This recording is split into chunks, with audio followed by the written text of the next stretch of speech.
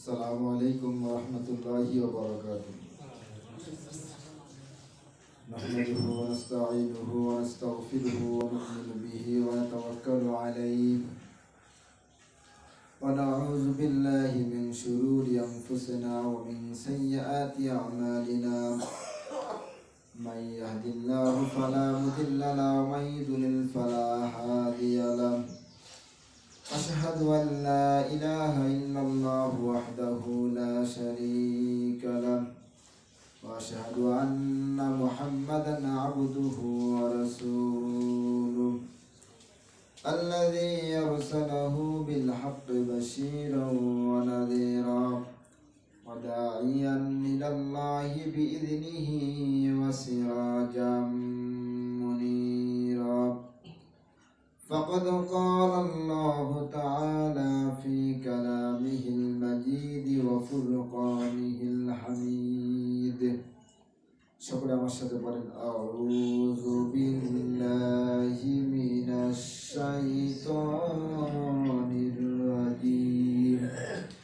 بسم الله الرحمن الرحيم. أفغير دين الله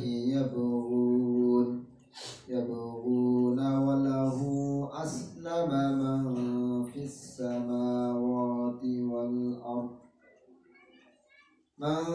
السماوات والأرض طوعا وكرها وإليه يرجعون. صدق الله العظيم وقال كما عليه الصلاة والسلام. إن الله وملائكته يصلون على النبي يا أيها الذين آمنوا صلوا عليه وسلموا تسليما.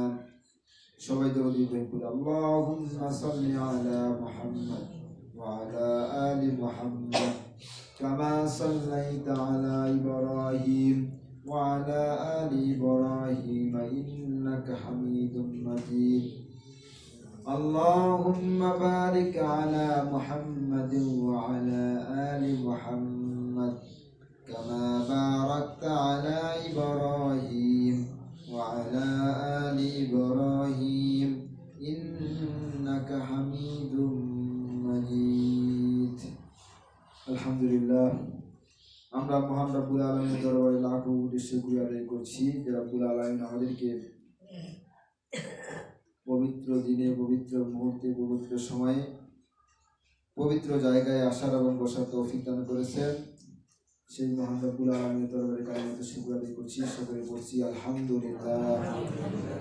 দরুদ সালাম করছি মানবতার মুক্তির দূত, সর্বকালের সর্বশ্রেষ্ঠ মহামানব, সর্বকালের সর্বশ্রেষ্ঠ মানুষ প্রাণপ্রিয় রাসূলের প্রতি দরুদ সালাম সকলে করছি সাল্লাল্লাহু আলাইহি ওয়াসাল্লাম। আমরা রূহের মাগফিরাত কামনা করছি। পৃথিবীর সৃষ্টি থেকে শুরু করে বর্তমান সময় পর্যন্ত যারা ঈমান নিয়ে কবরে চলে গেছেন, আল্লাহ পাক সকলকে ক্ষমা করে দিন, সেই সাথে জান্নাতুল ফেরদাউসের মেহমান হিসেবে কবুল করুন। আমরা বলছি আল্লাহুম্মা আমিন। আপনারা সকলে কেমন আছেন? আলহামদুলিল্লাহ। সম্মানিত উপস্থিতি, আপনাদের শুরুতে আমি ইংরেজি নববর্ষের শুভেচ্ছা জ্ঞাপন করতেছি। আসলে আমাদের জন্য একটা সৌভাগ্য। আজকে 2021 সালের প্রথম দিন, প্রথম জুমা। 2021 সালটা শুরু হয়েছে জুমা দিয়ে এবং শেষও হবে জুমার মাধ্যমে। এই জন্য আমরা আবার পড়ছি আলহামদুলিল্লাহ। সম্মানিত উপস্থিতি, আসলে আমাদের একটি হিসাব বিকাশ করা উচিত। আমাদের আনন্দিত হওয়ার কিছুই নেই এখানে। আসলে 2020 সালটা আমাদের জন্য একটা কষ্টে, একটা বেদনাদায়ক একটা আমাদের জন্য সময় ছিল, একটা বছর ছিল কি না? এই সালে আমরা আমাদের অনেক আত্মীয় স্বজনকে আমরা হারিয়েছি। শুধু তাই নয়, গোটা পৃথিবীবাসী, বিশ্ববাসী এই সালটার মধ্যে আতঙ্কগ্রস্ত ছিল। বিশেষ করে কোমলমতি শিক্ষার্থী যারা রয়েছেন তাদের বিরাট একটা ক্ষতি হয়ে গেছে এই সালে, যা কোনোদিনও কোনো কালেও এটা ক্ষতিপূরণ হওয়া সম্ভব না। আল্লাহ পাক এই দিনে বিরাট এক গজব চাপিয়ে দিয়েছিলেন গোটা পৃথিবীর উপরে এই বছর।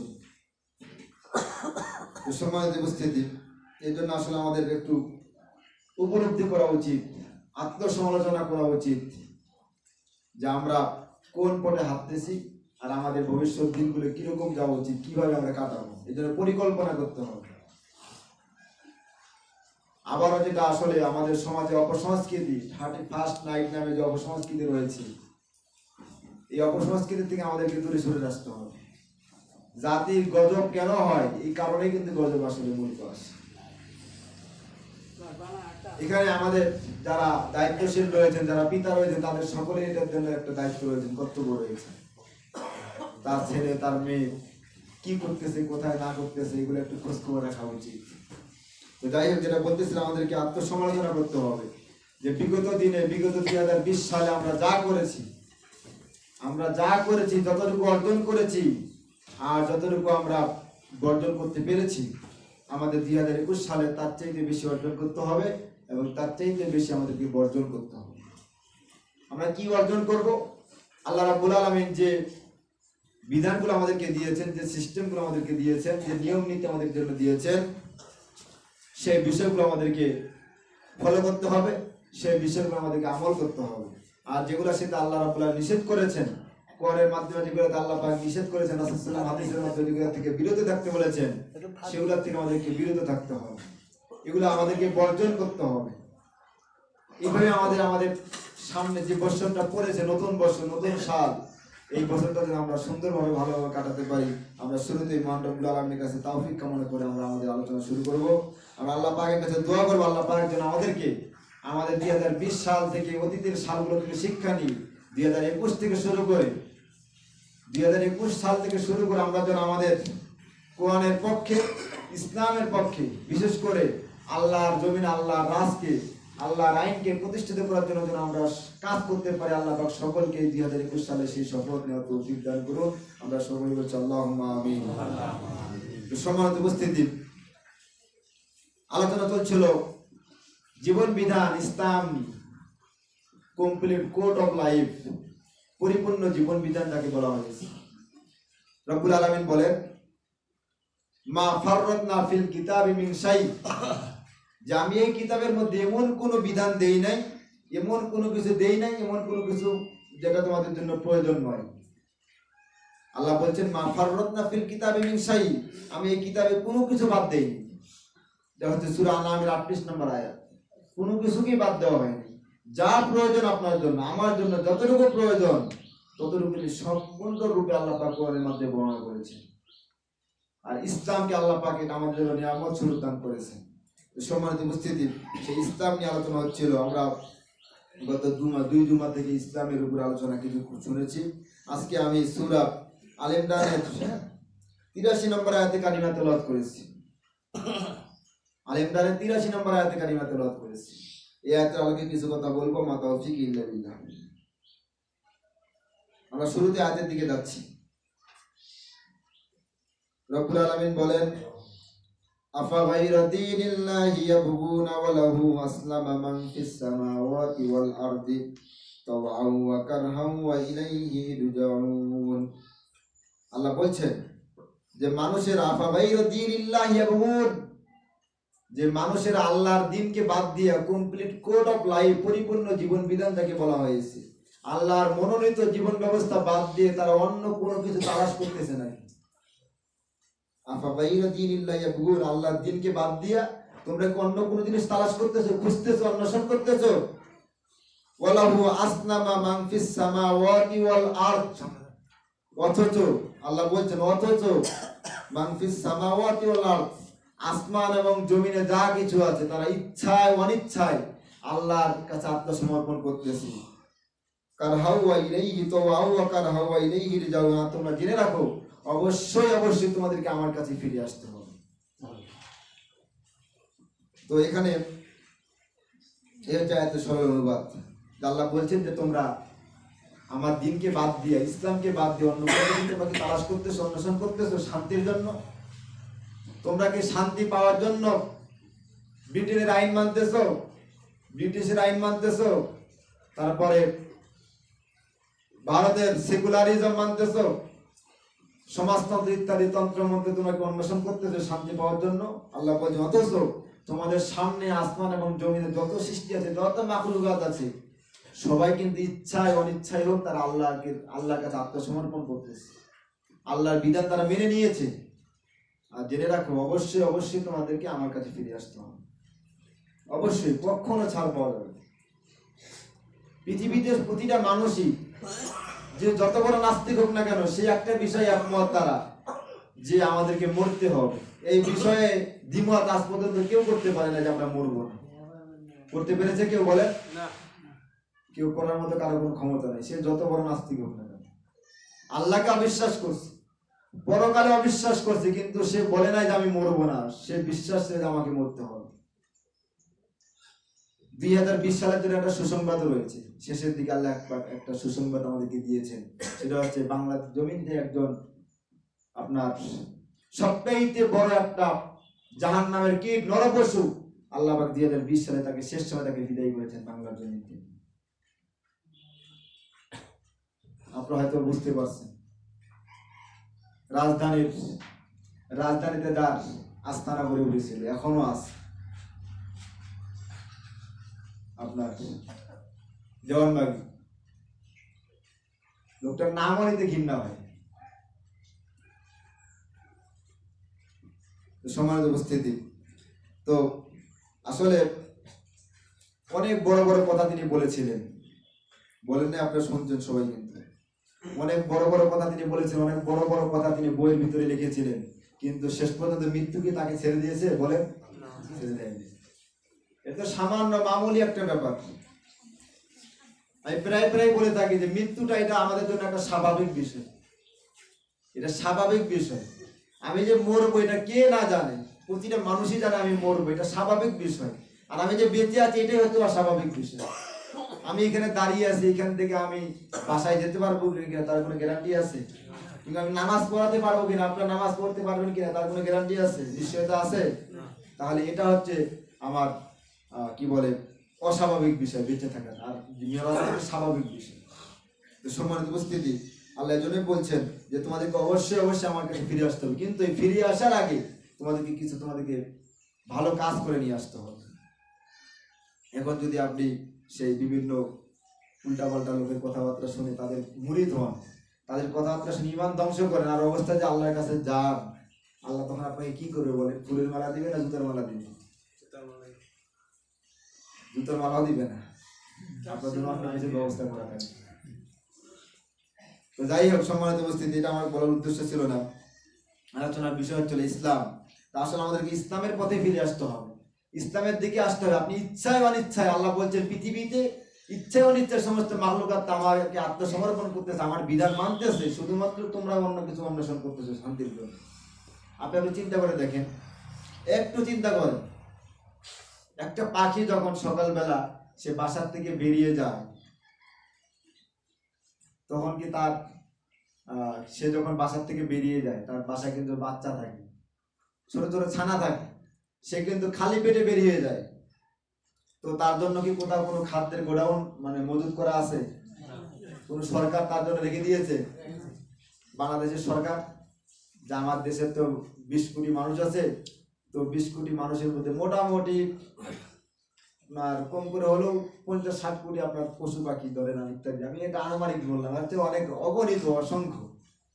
তো 10 কোটি পাখির জন্য খাবারও কি আমাদের বাংলাদেশে মজুত করা আছে? গরু ছাগলের জন্য নাই। তো যাই হোক, সে কিন্তু খালি পেটে বাসার থেকে বেরিয়ে যায়। সন্ধ্যাবেলা যখন যে বাসায় ফিরে, তখন কিন্তু সে খালি পেটে ফিরে না, তখন কিন্তু সে ভরা পেট নিয়ে বাসায় ফিরে কি না? তার রিজিকের ব্যবস্থা কে করে দিয়েছেন? কারণ তার রিজিকের ব্যবস্থা আল্লাহ করে দিয়েছেন এজন্যই, কারণ সে কিন্তু আপনার আল্লাহর বিধান অনুগত, সে আল্লাহর বিধান সে মানতেছে, এই জন্য আল্লাহ পাক তার সকল টেনশন দূর করে দিয়েছেন। আপনি যদি আল্লাহর বিধান মানেন, আমিও যদি আল্লাহর বিধান মানি, আল্লাহর কাছে আত্মসমর্পণ করি, আমাদের সকল টেনশন দূর হয়ে যাবে।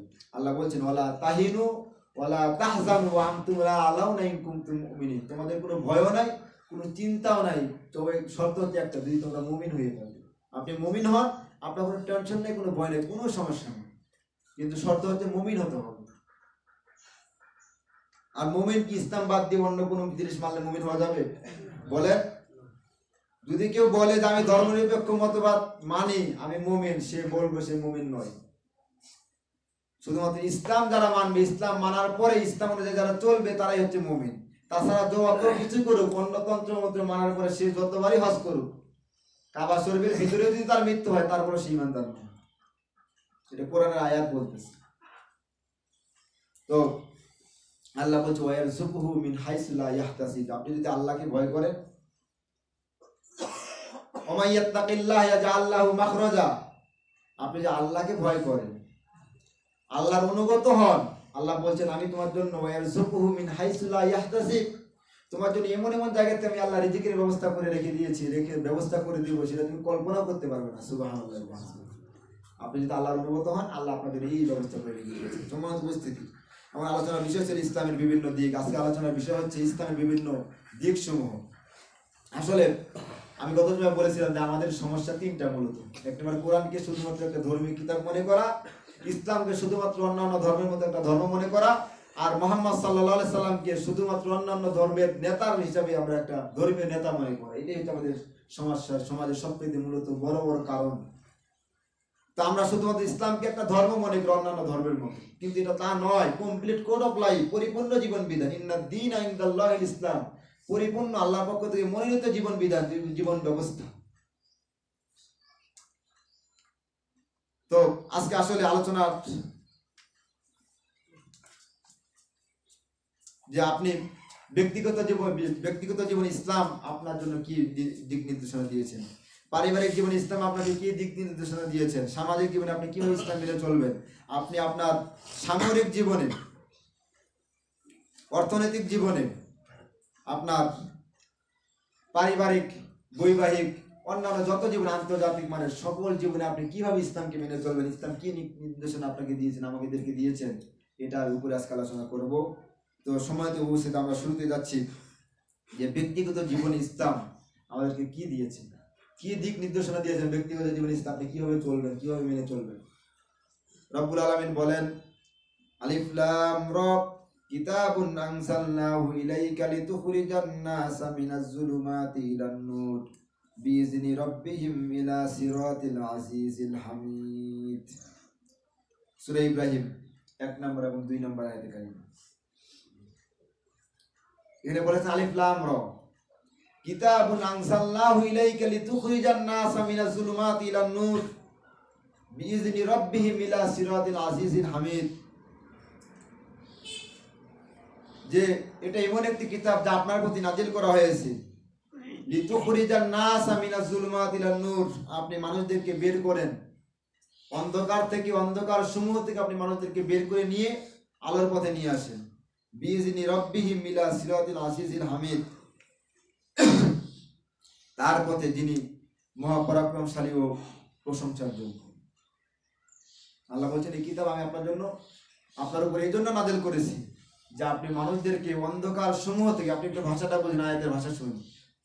লিতুখরিজান নাসা মিনাজ যুলুমাতি ইলান নূর বলা হয়েছে। একটা বিষয় বুঝেন, জুলম মানে হচ্ছে অন্ধকার।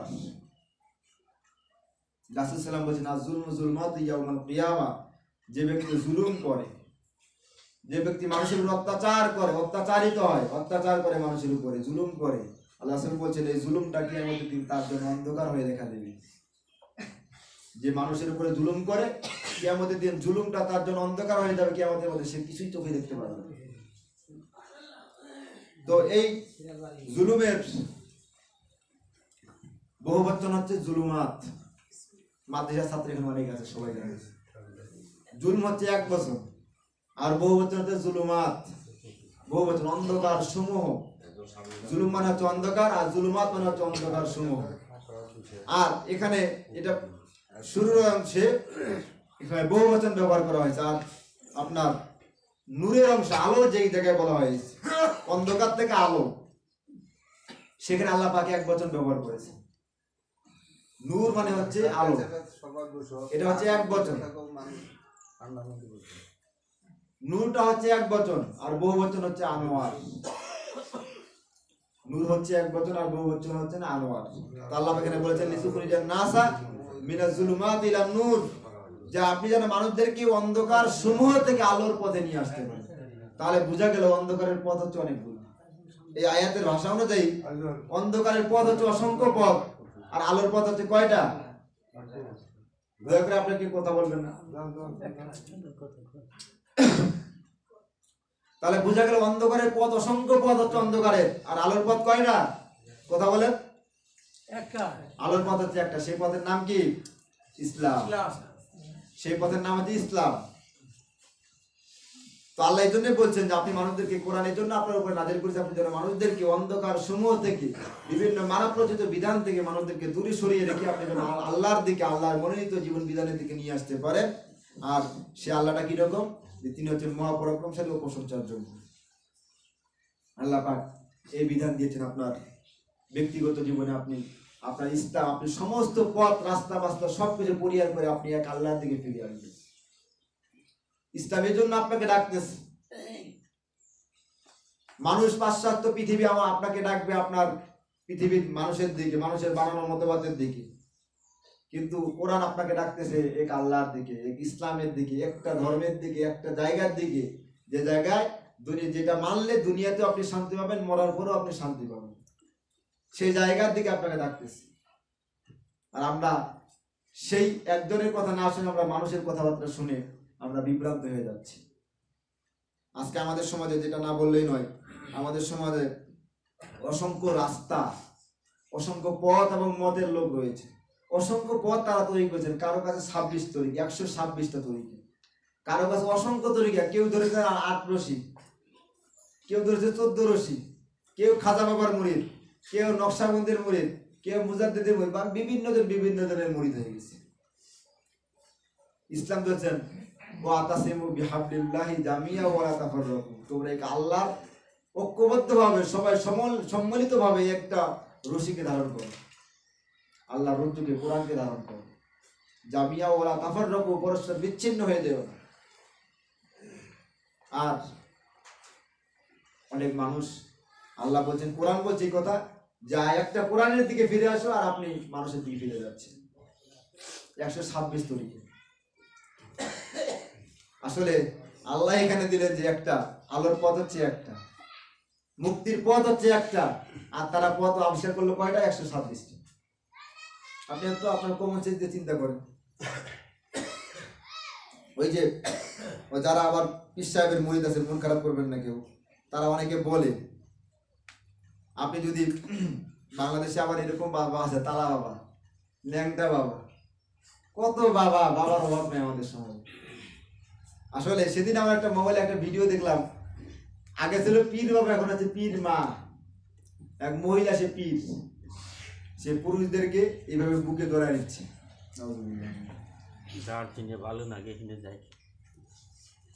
আসলে এই যে একটা বিষয়, ইসলাম ডাকতেছে আপনাকে এক আল্লাহর দিকে, আর আপনি মানুষ আপনাকে ডাকতেছে, আপনি মানুষের প্রবৃত্তির অনুসরণ করে আপনি মানুষের দিকে চলে যাচ্ছেন। এখন আপনি যদি আমাদের কি বলে, এই যে দেওয়ানবাগি মারা গেল, তার যারা মুরিদান রয়েছে, আমি দেখলাম তারা মনে অসংখ্য চোখের পানি ফেলেছে, তারা একদম কাঁদতে কাঁদতে কয়েকদিন বেহুশ হয়ে গেছে। বাপরে বাপ, কি লোক মারা গেল। আসলে এই লোকটা জাহান্নামে, এই বিষয়ে আপনাদের কোনো সন্দেহ আছে? কারো কোনো সন্দেহ আছে? যদি কারো সন্দেহ, তাই বলি তার ঈমান থাকবে না। কারণ যে বলেছে, যে নাকি বলেছে যে আমি হচ্ছে মুহাম্মাদি ধর্মের পুনর্জন্মদাতা, নাউজুবিল্লাহ, আমরা কি মুহাম্মদ সাল্লাল্লাহু আলাইহি ওয়াসাল্লাম মানে ধর্ম মানি? বলে মুহাম্মাদি ধর্ম বলে কোনো ধর্ম আছে? ধর্মের নাম কি? ইসলাম। সে নাকি আল্লাহর সাথে কন্টাক্ট করতে পারে, যোগাযোগ করতে পারে, তার এত ক্ষমতা। তা আজরাইলের সাথে একটু কথা বলে একটু হায়াতটা বাড়ায় দিতে পারলো না? আমরা এর আগে বেশ কয়েকবার শুনছি বদমাইশটা মারা গেছে, কিন্তু আসলে সেই খবরগুলো ভুয়া ছিল। এত তার পাওয়ার। তার ছেলে আটকা পড়লো আপনার ইয়াতে, সৌদি আরব, সে তার মুরিদকে পাঠিয়ে দিল, যাও একটি মাওলার সাথে কথা বলে আসবে। আমি তার বক্তব্য বলতেছি, সে বলছে আমার এক মুরিদকে পাঠিয়ে দিলাম, যাও তুমি মাওলার সাথে কথা বলো। তো মাওলা নাকি তার উপরে নারাজ হয়ে গেছে, মন খারাপ করে বসে আছে। আমি যখন তাকে বললাম তুমি জোর দিয়ে বলো যে আমাকে বাবা বা মুর্শিদ আমাকে পাঠিয়েছেন, যখন সে আমার কথা বললো তখন মাওলা একটু মুস্কি মুস্কি হাসলেন। আবার তার স্ত্রী নাকি মেয়ের রাসূল সাল্লামের মেয়ের ফাতেমা, এই ধরনের কথাবার্তা সে বলেছে। তো যাই হোক, এই সমস্ত লোকও যখন মানুষদেরকে ডাকে তখন আমরা আবার কেমন মানুষ, আমরা তাদের পিছনে দৌড়াই। আমরা মনে করি ওর কাছে অনেক কিছু আছে, মারিফত আছে। তো আপনি যখন তাদেরকে জিজ্ঞাসা করবেন আচ্ছা তুমি কি জান্নাতে যাবে না, তখন সেই উত্তরটা কি দেবে? আমরা যদি আরে জান্নাত না পাই তোমরা জান্নাত কেমনে পাবে? এখন যারা মনে করেন ন্যাংটা বাবার মুরিদ আছেন তাদের কাছে যদি আপনি যান, যা বলেন যে আচ্ছা তোমরা মরার পরে জান্নাত চাও কি চাও না, তারা কি উত্তর দিবে? যে দুনিয়ার সব মানুষ কাপড় চোপড়ওয়ালা পীরের মুরিদ আর আমরা কাপড় চোপড় সারা পীরের মুরিদ। তারা যদি জান্নাতে যায় তাহলে আমরা জান্নাত পাবো না কেন? তাদের চাইতে আগে আমাদের জান্নাত পাওয়া উচিত। যারা আটরশির মুরিদ ওরা বলে মানুষ একটা রশি ধরছে আমরা 8টা রশি ধরছি, আমরা যদি জান্নাত না, জান্নাত 8টা আমাদের রশি হচ্ছে 8টা, আমাদের জান্নাত ঠেকায় গিয়ে আসলে নামাজ তো ধার ধারে না, নামাজ ধারে ধারে কাছেও যায় না। এমন পিসাবের কোনো দাঁড়িয়েও নেই, ক্লিম সেভ করে পিসে। আসলে দুর্ভাগ্যজনক আমাদের বিষয়। তো ইসলাম বলছেন যে আপনাকে আলোর পথে আসতে হবে, সকল মত সকল পথ বাদ দিয়ে আপনাকে আল্লাহর দিকে ফিরে আসতে হবে। ইন্না দ্বীন ইনদাল্লাহিল ইসলাম, ইসলামের পথে ফিরে আসতে হবে। কিন্তু আপনি আমি সেটা না করে সেই মানব রচিত মতবাদ, মানুষ আমাদেরকে ডাকলাম আমরা সেটাই তার ডাকে সাড়া দিয়ে তার মুরিদ হয়ে গেলাম, তার পথ তার মত অনুসরণ করা শুরু করলাম। আমরা একটু চিন্তা করলাম না, একটু বিবেকটা লাগালাম না, কাজে লাগালাম না যে সে যে ডাকতেছে সেটা কি ঠিক আছে না ঠিক আছে, তার কথাটা ঠিক আছে না ভুল আছে, তার পথটা সঠিক না ঠিক, সে আসলে কতটা গ্রহণযোগ্যতার উপরে আছে, সে কতটা ইসলামটা মেনটেন করে চলে, এটা আমরা একটু যাচাই বাছাই করি না করে আমরা তাদের পিছনে চলে যাই। তারা কিছু ওষুধ দেয়, আমরা মনে করি নামাজ রোজা না পড়ে এই কাজগুলো বলে আমরা জান্নাতে চলে যাব। তো সম্মানিত উপস্থিতি, আসলে এসব ধান্দাবাদে দুনিয়াতে চলে, আখিরাতে চলবে না।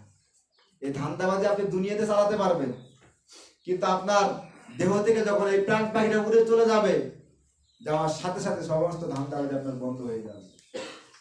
তখন সব ধান্দাবাজি আল্লাহ পাকের ফেরেশতারা আপনার কবরে ধান্দাবাজি সব ছুটিয়ে দিবে।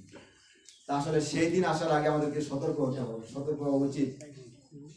যেহেতু আমরা সবাই একমত আমরা মরবো, সবাই আমরা একমত নয়, একমত অবশ্যই আমরা মরবো। সেহেতু মরার পরের জীবনটা যেন আমাদের সুখময় হয়, সুন্দর হয়, এই জন্য আমাদের কাজ করা উচিত কি না? কাজ করা লাগবে না? তাহলে কি মানুষের বিধান মানলে কি সেই কাজটা হবে?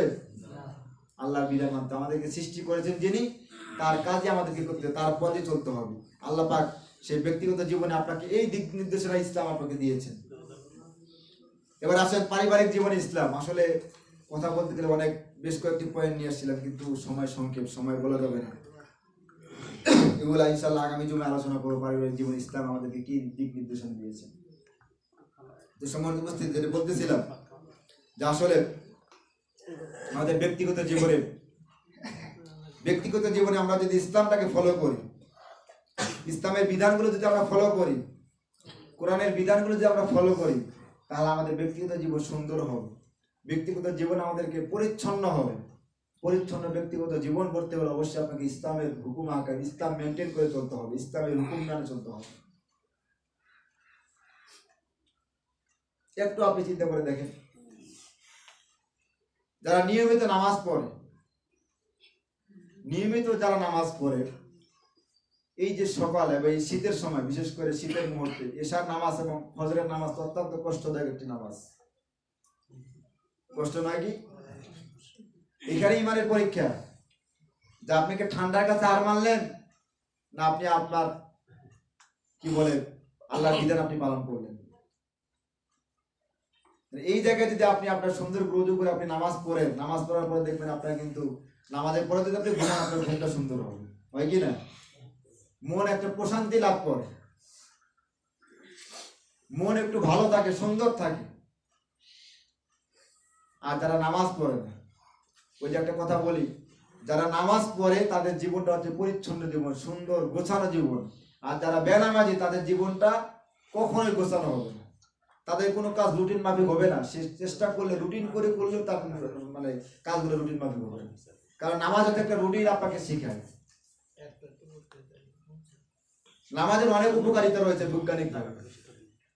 তো সমাজ উপস্থিতি যেটা বলতেছিলাম, তো ব্যক্তিগত জীবনে যে আপনি পরিচ্ছন্ন জীবন করতে চান, তাহলে অবশ্যই আপনাকে সর্বপ্রথম যে কাজটি সেটা হচ্ছে নামাজ আপনাকে করতে হবে। নামাজ যদি আপনি ঠিক, যার নামাজ দিয়ে দিন শুরু হবে তার সম্পূর্ণ দিনটাই ভালো যাবে। তো আজকে আমাদের ইংরেজি নববর্ষের প্রথম দিন, তো আজকে আমরা সকলে এই দিনের শপথ নিতে পারি না যে আমরা আমাদের জীবনে দাঁড়াতে, আমরা যারা নামাজ পড়ি নাই 2020 সালের আগের থেকে, আজকের দিনের আগের থেকে, গতকালকের থেকে আমরা যারা নামাজে ছিলাম না, নিয়মিত নামাজ পড়ি নাই, আমরা কি শপথ নিতে পারি না যে আমরা আজকে থেকে যতদিন বেঁচে থাকো আমরা সকলে নামাজ পড়ে শপথ আমরা নিতে পারি না? কারণ দেখেন যে অবস্থা শুরু হয়েছে পৃথিবীতে, যে অবস্থা শুরু হয়েছে, মানুষের ভিতরে একটাই চিন্তা, আমি কি বেঁচে থাকতে পারবো? আমি যে এত কিছু করেছি, এত কিছু করেছি, এগুলো কি আমি শেষমেশ এগুলা কি শেষ দেখে যেতে পারবো? মানুষ এই যে একটা আতঙ্ক তৈরি হয়েছে।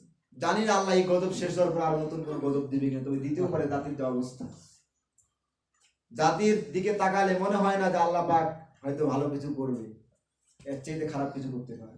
এই জন্য আসুন আমরা সকলে তওবা করে অতীতের সমস্ত আপনার গ্লানি সবকিছু মুছে গিয়ে, সবকিছুকে ভুলে গিয়ে অতীত থেকে শিক্ষা নিয়ে আমরা যেন আমাদের বাকি জীবনটা সুন্দর করে, সুন্দর একটা গোছানো সাজানো সুন্দর একটা জীবন করতে পারি। সেই সাথে আমাদের সুন্দর এই সোনালী এই দেশটাকে, সবুজ এই ভূমিটাকে আমরা যেন সুন্দর করে কোরআনের রঙে রঙিন করতে পারি। আল্লাহ আমাদের সকলকে সেই তৌফিক দান করুন।